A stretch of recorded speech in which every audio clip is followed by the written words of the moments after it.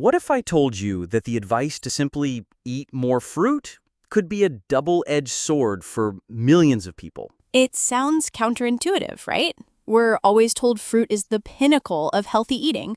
But for someone managing diabetes, a trip to the fruit aisle can be more confusing than a chameleon and a bag of Skittles. Exactly. It's a world of questions. Can I eat this? How much is too much? Will this send my blood sugar on a roller coaster? The fear of making the wrong choice is real, and it can be incredibly stressful. And that's what we're here to talk about today. We're going to cut through the confusion and get to the core of the matter. No pun intended. Welcome back to the Healthy Food to Eat podcast, the show that helps you make sense of the food you eat. Today we're tackling a big topic, one that we get asked about all the time. What fruits are not good for diabetics? And let's be clear from the get-go. No fruit is inherently bad. The National Institute of Diabetes and Digestive and Kidney Diseases actually recommends that people with diabetes include fruits in a balanced diet. They're packed with essential vitamins, minerals, and fiber. But, and this is a big but, some fruits can be trickier to manage than others due to their sugar content and how they affect blood glucose levels. That's the key. It's not about creating a do not eat list, but rather an eat with awareness list. It's about understanding the why behind the recommendations, so you can make informed choices that work for your body. So where do we start? I think the first concept we need to unpack is the glycemic index, or GI for short. Have you ever heard of it? It sounds a bit technical, but the idea is actually pretty simple. I have, and you're right. It's a game changer when you're thinking about diabetes.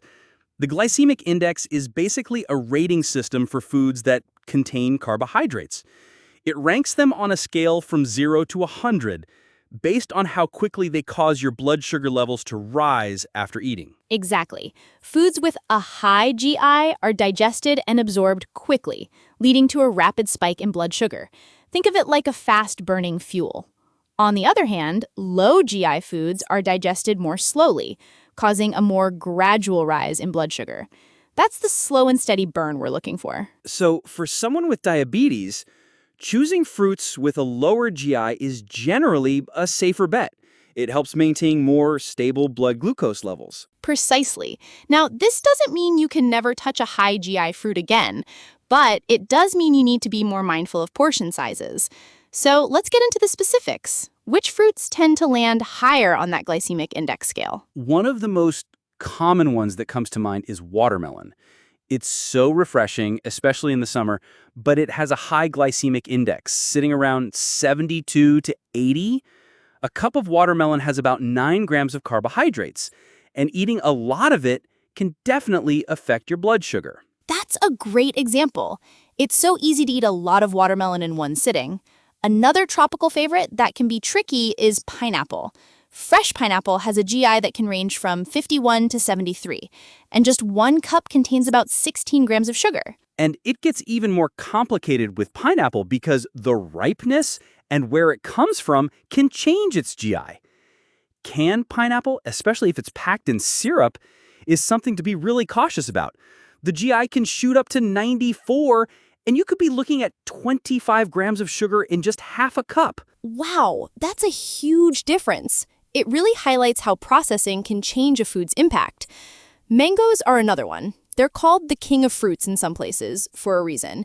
They're delicious, but they are also high in natural sugars, with about 14 grams of sugar per 100 grams, and have a moderate to high GI. I love mangoes, but I can see why they need to be handled with care.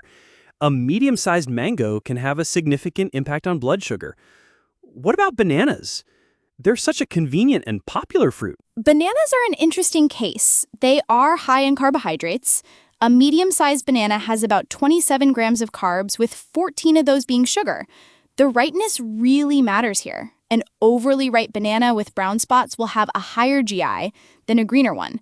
So if you're going to have a banana, a smaller, less ripe one is a better choice. That's a fantastic tip. It's these small details that can make a big difference. And what about grapes? They're small, so it feels like you can just pop them in your mouth without a second thought. That's the danger with grapes. They are high in sugar, and because they're so small, it's incredibly easy to overeat them. Just 1 cup of grapes can contain a significant amount of sugar, leading to a quick rise in blood glucose. Whether they're red, green, or black, the sugar content is pretty similar. It seems like a common theme here is that with these higher sugar fruits, portion control is absolutely non-negotiable. You're not saying you can never have a grape or a slice of mango again, but you can't sit down with a huge bowl of them. Exactly.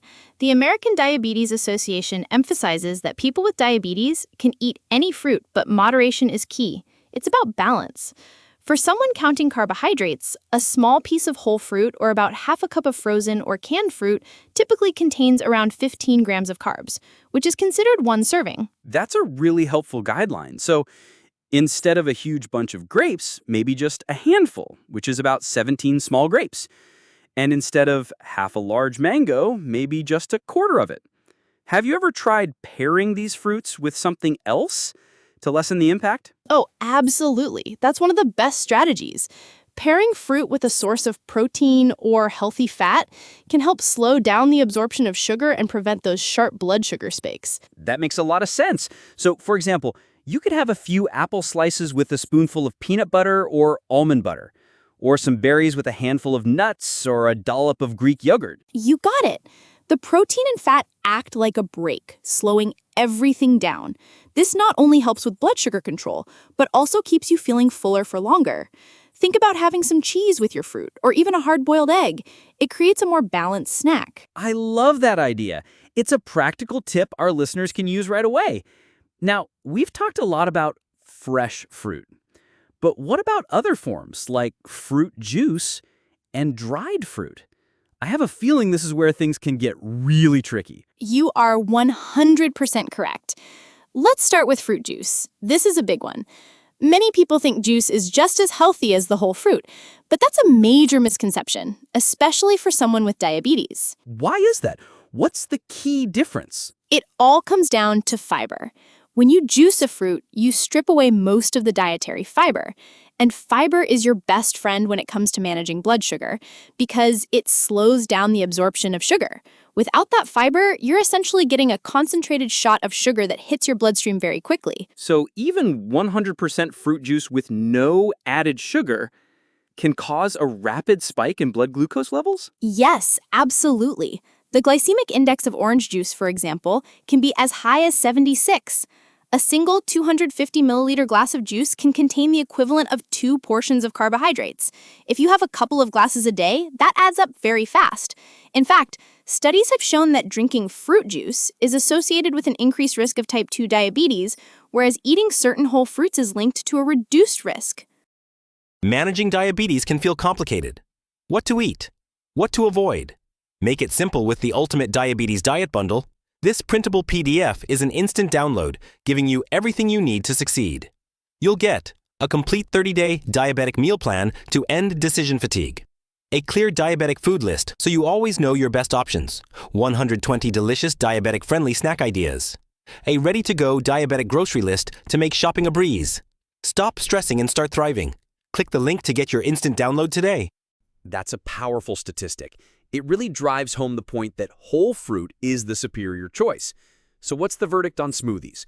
Are they in the same boat as juices? Smoothies can be a bit better because if you're blending the whole fruit, you are retaining the fiber. However, it's still very easy to consume a lot more fruit in a smoothie than you would eat whole. Plus, the blending process breaks down the fiber, which might make the sugar absorb a bit faster than if you ate the fruit whole. So if you are going to have a smoothie, what are some tips to make it more diabetes-friendly? A great strategy is to make it veggie heavy. Use mostly non-starchy vegetables like spinach or kale as your base. Then add a small amount of low GI fruit, like half a banana or some berries for sweetness. And just like with whole fruit, adding a source of protein or healthy fat, like protein powder, Greek yogurt, avocado, or nut butter, is a fantastic way to balance it out and slow down sugar absorption. Those are brilliant tips. It's all about being smart with the ingredients. Now let's move on to our final culprit, dried fruit. I know a lot of people reach for these as a healthy snack. What's the real story there? Dried fruit is another one that requires a lot of caution. The drying process removes all the water, which concentrates the natural sugars and calories into a much smaller package. So you end up eating more sugar and calories than you realize because the portion size seems so small. Exactly. Think about it. A small handful of raisins can contain as much sugar as a whole cup of fresh grapes. Or just 2 tablespoons of raisins can have the same amount of carbohydrates as a small apple. It's incredibly easy to overdo it. That is a shocking comparison. So fruits like dates, raisins, and dried figs, which are naturally very sweet to begin with, become even more potent sources of sugar when dried. That's right. And you have to be a label detective because many commercially prepared dried fruits have added sugars on top of their already high natural sugar content. Look for options that say unsweetened or no added sugar. So is it all bad news for dried fruit? Is there ever a time when it's okay? It's not all doom and gloom. Some recent research has surprisingly suggested that consuming dried fruits like prunes, apricots, and raisins might be associated with a lower risk of type 2 diabetes. The theory is that the nutrients and other beneficial compounds in dried fruits could help reduce stress in the body. That's fascinating. It seems like the research is still evolving. It is, but the consensus for now is that if you do eat dried fruit, portion control is paramount. We're talking about a very small amount, maybe a tablespoon or 2. And just like with other high-sugar fruits, pairing it with nuts or seeds can help buffer the impact on your blood sugar levels. The nuts provide protein, healthy fats, and fiber, which slow down digestion. That makes sense. It's about being strategic. So we've talked a lot about the fruits to be cautious with. Let's shift gears and give our listeners some fantastic go-to options. What are some of the best fruits for people with diabetes? This is the fun part. There are so many delicious and healthy choices. Berries are at the top of the list. Strawberries, blueberries, raspberries, blackberries, you name it. They are considered a superfood by the American Diabetes Association. They're low in sugar, high in fiber, and packed with antioxidants and vitamins. I love berries. They're so versatile. You can add them to yogurt, oatmeal, or just enjoy them on their own. And they have a low glycemic index, right? They do. Raspberries have a GIF 32, and strawberries are around 40. They're a fantastic choice for satisfying a sweet craving without causing a big blood sugar spike. Apples and pears are also excellent options. They have a moderate GI and are a great source of fiber, especially if you eat the skin. An apple a day might not keep the doctor away, but it can certainly help regulate blood sugars. What about citrus fruits? Are they a good choice? Absolutely. Oranges, grapefruits, and lemons are packed with vitamin C and fiber. Oranges have a low GI of around 40, and just like we discussed with juice, eating the whole orange is much better than drinking orange juice because you get all that beneficial fiber. Grapefruit is another star with a very low GI of 25. And what about cherries? I've heard mixed things about them. They're on some avoid lists. That's a great question. Cherries can be a bit tricky. A cup of cherries can contain up to 18 grams of sugar, so it's easy to consume a lot of sugar in one setting. But they also have a very low glycemic index of 22. So the key with cherries, once again, is portion control. A small handful is a good serving size. They are also rich in compounds that may help reduce inflammation. So even with the good fruits, we still need to be mindful of how much we're eating. Always. Portion sizes matter for all carbohydrates, and fruit is no exception. Using your hands can be a simple way to estimate. A serving of fruit is roughly the amount that fits in the palm of your hand. Or, as we mentioned, using measuring cups to stick to that half cup of cut fruit is a great practice. This has been incredibly informative. I feel like we've cleared up so much confusion. Before we wrap up with the summary, do you have any final thoughts or a key takeaway for our listeners? I think the most important message is not to be afraid of fruit. Fruit is a healthy and essential part of a balanced diet for everyone, including people with diabetes. The goal isn't to eliminate fruit, but to be smart about your choices. I completely agree. It's about empowerment through knowledge. Understanding the glycemic index, paying close attention to portion sizes, and choosing whole fruits over juices and sweetened options are the keys. And don't forget the power of pairing. Combining your fruit with a protein or healthy fat is a simple trick that can make a huge difference in managing your blood sugar levels.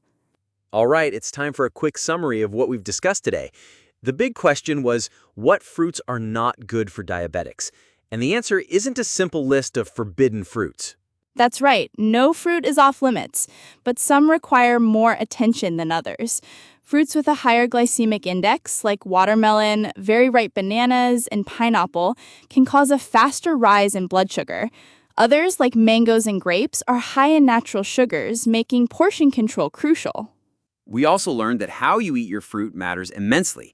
Fruit juice and many dried fruits are concentrated sources of sugar and lack the fiber that helps slow down sugar absorption, so they should be consumed with caution, if at all. Whole, fresh, or frozen fruit is always the best choice. On the flip side, there are plenty of wonderful diabetes-friendly fruits to enjoy. Berries are at the top of the list. Strawberries, blueberries, raspberries, blackberries, you name it. They are considered a superfood by the American Diabetes Association. They're low in sugar, high in fiber, and packed with antioxidants and vitamins. And remember 2 key strategies for success. First, master your portion sizes. A small piece of whole fruit or about a half cup of cut fruit is a good general guideline for 1 serving. Second, pair your fruit with a protein or healthy fat, like nuts, seeds, or yogurt, to help stabilize your blood sugar levels. And that brings us to the end of another episode. We hope this discussion has armed you with the confidence to navigate the fruit aisle and enjoy nature's candy in a way that supports your health. We'd love to hear from you. What's your favorite diabetes-friendly fruit? Or do you have a go-to fruit and protein pairing? Find us on social media and share your tips with the Healthy Food to Eat community. And if you found this episode helpful, please consider leaving us a review on your favorite podcast platform. It helps other people find the show.